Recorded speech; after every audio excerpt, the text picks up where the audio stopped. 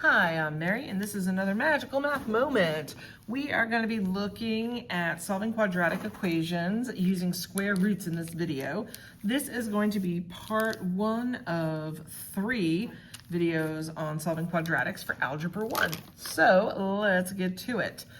To be able to solve by using square roots, you want to isolate the squared term or expression and isolate the variable. Okay. So in our first example, x squared is equal to 36. We're going to go ahead and take the square root since the x squared is already isolated. The square root of x squared is x. Now we have to be careful here because the square root of 36 is 6. However, we need to consider the positive and negative roots. I don't know if this answer is positive or negative. In case you're wondering, 6 times 6 gives us 36, but if I have negative 6 times negative 6, I also get a positive 36. That's why we have to consider both the positive and negative roots. Okay, the next one, I have 2x squared equals 50. So I want to isolate that x squared. That means I have to divide both sides by 2. That gives me x squared equal to 25. Next, I take the square root, and I get x is plus or minus 5. Not too bad. All right. Does it get worse? Of course it gets worse. Here's x squared minus 2 equals 70. So again, I want to get that x squared by itself. I'm going to add 2 on both sides. This will give me x squared equals 72. From here, I'm going to take the square root on both sides. I still have my plus or minus out front, but 72 isn't a perfect square, so I'm going to go ahead and simplify the radical. I know that it's even, so I can divide 2 into 72, and that's going to give me 36. Aha, a perfect square.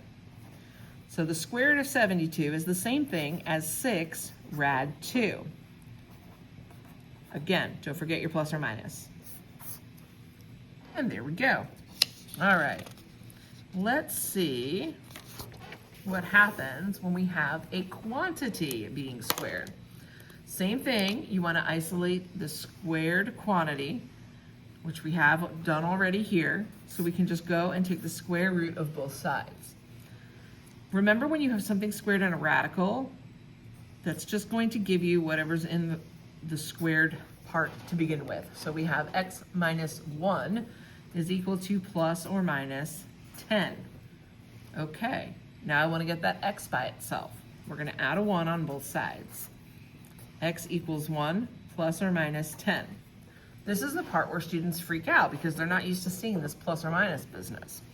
All this means is that x is 1 plus 10 or x is 1 minus 10. Simplify your expressions here. So we got 1 and 10 is 11. 1 minus 10 is negative 9. All right, super fun.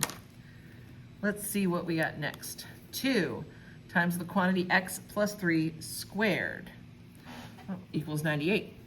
We want to start by isolating this squared expression, so we're going to divide both sides by 2.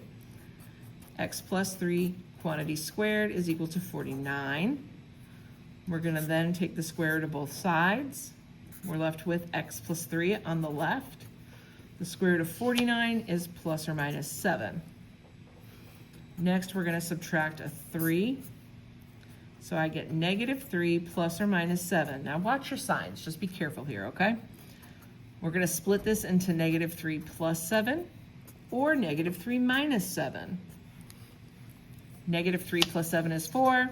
Negative 3 minus 7 is negative 10. All right.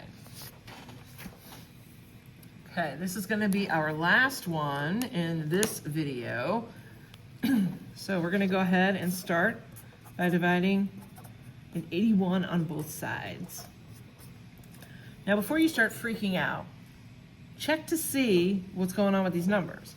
16 and 81 are both perfect squares.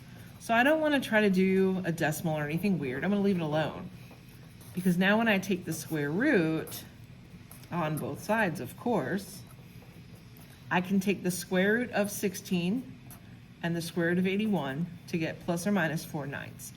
Remember that we can split this into the square root of 16 over the square root of 81.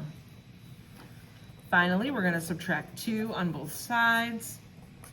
And it's messy because it's fractions. So I'm going to rewrite -2 with a denominator of 9. -18 over 9. Because when I divide it, I get -2. Plus or minus 4/9. Ugh. All right, we got -18/9 plus 4/9 and -18/9 minus 4/9. All right, we're going to keep that denominator. -18 plus 4 is -14. Over here, keep that denominator. -18 minus 4 is -22. Since this is algebra, I don't need to worry about a mixed number, and that's where I stop. Whew, that was fun. I hope this video has been helpful for you. Please like, share, and subscribe so that you can get more amazing math content. Looking forward to seeing you again soon. Bye.